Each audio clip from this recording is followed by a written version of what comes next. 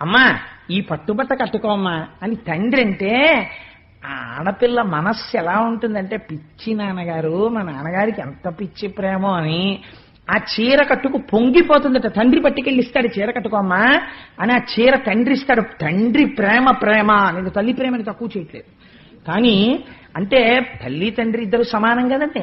అందుకని ఆ రోజున మాత్రం చీర తాను నిర్ణయం చేశాట సముద్రుడు. కట్టంగ పచ్చని పట్టు పుట్టముదో ఈ ముదితకు తెచ్చి సముద్రుడిచ్చే. ఎప్పుడైనా సరే అమ్మవారికి ఇచ్చేటప్పుడు వస్త్రద్వయం సమర్పయామి, ఒక వస్త్రం ఇవ్వకూడదు. వస్త్రం మీద వస్త్రం పెట్టి, కంచుకమంటే రవికెల బట్టో ఏదో ఒకటి పెట్టి కలిపి ఇవ్వాలి. పెద్దలకి భోజనం పెట్టినప్పుడు ఒక విస్తరి వేయకూడదు, శాస్త్రంలో నిషిద్ధం. ఒక అరిటాకు వేస్తే తుంపి మళ్ళీ అరిటాకు ముక్కన్నా వెయ్యాలి, కనీసం 2 వెయ్యాలి. ఇచ్చేటప్పుడు వస్త్రద్వయం సమర్పయామి అనాలి, అని వస్త్రద్వయం ఇవ్వాలి. లేదా కనీసం ఒక దూదిపోగు దగ్గర పెట్టుకుని వస్త్రం మీద దూదిపోగు పెట్టి ఇవ్వాలి. అందుచేత కట్టంగ పచ్చని పట్టు పుట్టము దోయి ముదితకు తెచ్చి సముద్రుడిచ్చే. వస్త్రద్వయాన్ని తెచ్చి సముద్రుడు లక్ష్మీదేవికి ఇచ్చాడు. మత్తాళినికరంబు మధువాన మోగిన వైజయంతి మాలవరునుడిచ్చే. ప్రతి ఇంట్లో కూడా ఒక గమ్మత్తు ఉంటుంది. ప్రతి ఇంటికి ఒక యజమాని ఉంటాడు. ఆ యజమానికి చాలా దగ్గర స్నేహితుడు ఒకడు ఉంటాడు. ఆ స్నేహితుడు ఎటువంటి వాడై ఉంటాడో తెలుసా అండి? ఆయన్ని సుహృత్ అని పిలిచింది శాస్త్రం. సుహృత్ అంటే ఆయన బిడ్డని తన బిడ్డగా భావిస్తాడు. ఆ హృదయం పెంచుకోవాలి సుహృత్ కావాలంటే. తన కూతురు ఎంత మంచి సంబంధం రావాలని కోరుతున్నాడో తన సుహృత్ కూతురు కూడా అంత మంచి సంబంధం రావాలని కోరాలి. తన కూతురు ఎలా ఐదోతనంతో ఉండాలని కోరుతున్నాడో తన సుహృత్ యొక్క కూతురు కూడా అలా ఉండాలని కోరాలి. అలాంటి వాడు ఒకడు ఉంటాడు. వాడు ఈయన ఇంట్లో పెళ్లి జరుగుతుంటే తన కూతురు పెళ్లి జరుగుతున్నట్టే సంతోషపడిపోతాడు. అందుకని ఈయన ముందు ఇవ్వగానే వెనక ఎవరిచ్చారో తెలుసండి? సుహృత్ ఇచ్చాడు. ఎవరా సుహృత్? సముద్రం తండ్రి అయితే సముద్రుడిలో ఉన్న వరుణుడే సుహృత్. అందుకని ఎప్పుడూ దగ్గరుంటాడు. అందుకని ఆ సుహృత్ ఏమిచ్చాడు అంటే వైజయంతి మాల ఇచ్చాట అమ్మవారు వేసుకోవడానికి. కాంచన కేయూర కంకణ కింకిణి కటకాదులను విశ్వకర్మ ఇచ్చే. విశ్వకర్మ ఏదైనా తయారు కేయూర కంకణ కింకిణి కటకాదులను, అమ్మవారు వేసుకోవడానికి కావలసినటువంటి గాజులు, అమ్మవారు వేసుకునే హారాలు, అమ్మవారు పెట్టుకునే నగలు, ఇవన్నీ ఒక పెద్ద దంతపు పెట్టిలో పెట్టి తెచ్చి విశ్వకర్మ ఇచ్చేట. భారతి ఒక మంచి తారాహారమునిచ్చే. సరస్వతీదేవి ఒక మంచి తారాహారాన్ని ఇచ్చిందిట. పాణి పద్మమునిచ్చే పద్మభవుడు. ఇదో చాలా గమ్మత్తైన విషయం అండి నిజంగా. ఇలాంటివి చూస్తే ఓహో ఇలా కూడా ఇవ్వచ్చు అన్నమాట కానుక అనిపిస్తుంది. పిల్ల బుట్టలో కూర్చొని పద్మంలో కూర్చున్న లక్ష్మిని తీసుకెళ్లినట్టు తీసుకెళ్లే ముందు అసలు మేనమావలు నాకు అనిపిస్తుంది తామర పువ్వులు తెచ్చి ఆ అమ్మాయి చేతికి ఇవ్వాలి.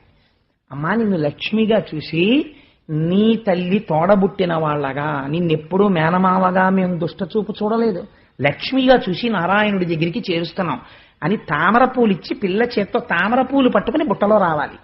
పోతన గారు ఎన్ని రహస్యాలు చెప్తున్నారో చూడండి ఆచారంలో. అందుకని ఎవరివ్వాలా పువ్వు అంటే బ్రహ్మగారు ఇచ్చారు. ఎటువంటి వాడికి అటువంటివే ఇష్టం ఉంటాయి.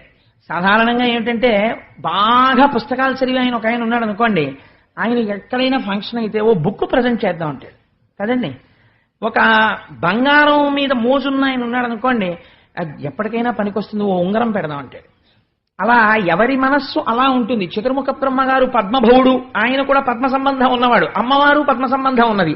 అందుకని ఆయనకి ఎప్పుడూ పద్మ సంబంధమే. ఆయన పట్టుకొచ్చి ఓ తామర పువ్వు ఇచ్చట, చేతో పట్టు కూర్చో అమ్మా నువ్వు చక్కా బుట్టలోనని. అందుకని తామర పువ్వు ఇచ్చట. కుండలివ్రజంబు కుండలంబులనిచ్చే. నాగరాజులు కుండలిని 2 రకాలుగా ఉంటుంది. పావుతో సింబలైజ్ చేస్తారు, సంకేతిస్తారు కుండలిని శక్తిని. అందుకని అవి ఎప్పుడూ ఏమివ్వాలి? కుండలిని అన్న మాటకి దగ్గరలో ఉన్నవి ఇస్తాయి. అందుకని కుండలంబులనిచ్చే. అవి చెవులకు పెట్టుకునేటటువంటి కుండలాలను ఇచ్చేట అమ్మవారికి పట్టుకొచ్చి. అందుకని కుండలివ్రజంబు కుండలంబులనిచ్చే. శృతులు భద్రమైన నుతులు చేసే. శృతులు వేదాలున్నాయి, ఏది చేసేవాళ్ళు అది చేస్తేనే అందంగా ఉంటుంది. వేదాలు అనేటటువంటి పుస్తకాలు అమ్మ అప్పుడప్పుడు చదువుకోను డిటెక్టివ్ నవలు ఇచ్చాయనుకోండి అసందర్భంగా ఉంటుంది. శృతులు ఏం చెయ్యాలి? నుతులు చెయ్యాలి. వేదం అందులోంచి పరమ భద్రమై ఆశీపూర్వకమైనటువంటి మంత్రాలు చదవాలి. అందుకని శృతి తనంత తానుగా ఒక రూపమును దాల్చి అమ్మవారికి ఆశీపూర్వకమైనటువంటి భద్రతను చేకూర్చగలిగినటువంటి మంత్రమును ఆమ్నాయం చేసిందిట. ఎల్లలోకములకు ఏలిక సానివై బ్రతికెనను చుదిశలు పలికెనధిప. దిక్కాంతలన్నీ కూడా దిక్కుల్ని స్త్రీలతో పోలుస్తారు. ఎందుకనంటే మహాభారతంలో తిక్కన గారు ఒక గొప్ప ప్రయోగం ఒకటి చేశాడు. భర్త ఆఫీస్కి వెళ్ళిపోయిన తర్వాత సాయంకాలం అయితే భార్య ఎదురు చూస్తుంటుంది. ఆ అమ్మ ఆయన వస్తారు ఇంకా కాసేపు సరదాగా. భార్య అంటే పురుషుడికి విశ్రాంతి స్థానం. ఎందుకంటే ఎంత అలిసిపోయిన పురుషుడు కూడా సేద తీరేది ఎక్కడ అంటే భార్య దగ్గర మాత్రమే. ఆవిడ ఇచ్చినట్టు విశ్రాంతిని పురుషుడికి భౌతికమైనటువంటి ఏ ఐశ్వర్యము ఇవ్వదు. ఎన్ని ఏసీ గదులు ఉండనివ్వండి, ఎంత ఐశ్వర్యం ఉండనివ్వండి, ఆవిడ చిటపట చిటపట చిటపట లాడిపోతోంది అనుకోండి, కంపరం ఎత్తిపోతుంది ఇంటికి వచ్చిన వాడికి.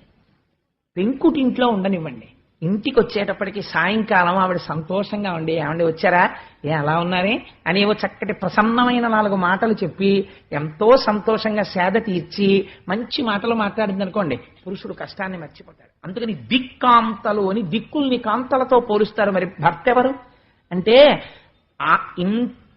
రోజు ఆఫీస్కి వెళ్ళేవాడైనా సాయంకాలం భర్తృదర్శనం అయ్యేటప్పటికీ లజ్జతో కూడినటువంటి ఎర్రటి కాంతులు వస్తాయిట పరమ సౌశీల్యవతి అయినటువంటి భార్య యందు. అందుకని పడమటి దిక్కనబడేటటువంటి కాంత సూర్యుడు తూర్పు నుంచి అటువైపుకి వచ్చేటప్పటికి బుగ్గలు ఎర్ర పడ్డాయ్యా, అందుకని రాగరంజితములయ్యాయి అన్నారు తిక్కన గారు మహాభారతంలో.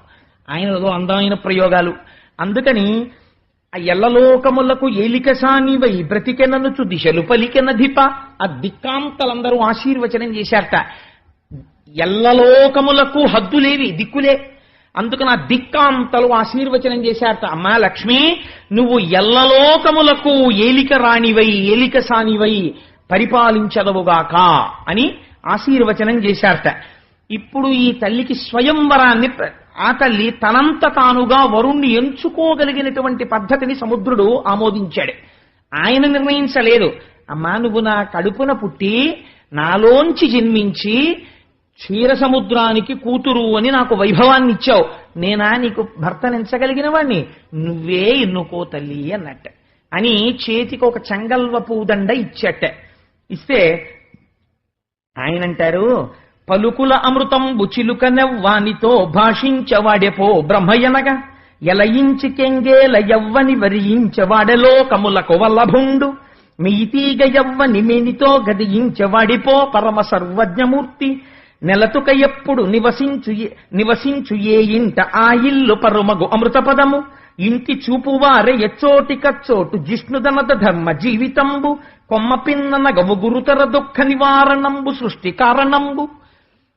లక్ష్మీదేవిగా మీరు పెళ్లి పీటల మీదకి పిల్లని తీసుకెళ్లినా పెళ్లి కొడుకు పరిస్థితి ఇలాగే మారిపోతుంది.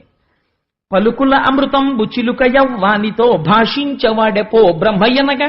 ఇప్పుడు లోకమునందు బ్రహ్మము అని ఎవరిని పిలవాలి అంటే ఈ తల్లి ఎవరిని చూసి సంతోషంగా చిరునవ్వు నవ్వి మాట్లాడుతోందో వాడే పరబ్రహ్మం. ఎలయించి కెంగేల యవ్వని వరించవాడలోకములకు వల్లభుండు. సంతోషంతో ఎవరి మెడలో ఆ వరమాల వేస్తోందో వాడే లోకములకంతటికి వల్లభుడు. ఈవిడికి కాదు, లోకములకంతటికి వాడు వల్లభుడై ఉంటాడు. మియితీగ యవ్వని మేనితో గదియించవాడిపో పరమ సర్వజ్ఞమూర్తి.